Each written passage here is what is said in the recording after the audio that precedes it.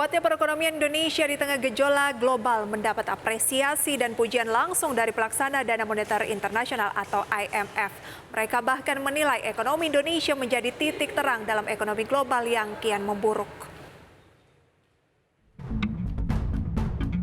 Pelaksana Dana Moneter Internasional atau IMF Kristalina Georgieva bertemu khusus dengan Menteri Keuangan Sri Mulyani Indrawati di Washington DC, Amerika Serikat. Dalam pertemuan khusus tersebut, Georgieva memuji perekonomian Indonesia yang tumbuh positif dan membaik di tengah gejolak ekonomi global yang sedang tidak baik-baik saja.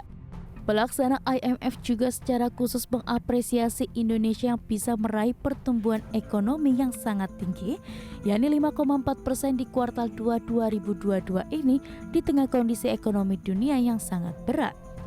Selain itu, untuk menghadapi kondisi global saat ini, IMF sependapat dengan perlu adanya upaya mekanisme mitigasi risiko resesi, yakni dengan memberikan bantalan atau buffer ekonomi kepada warga negara agar negara yang mengalami kesulitan dapat dibantu dan tidak terperosok ke dalam jurang krisis dan resesi ekonomi yang lebih dalam.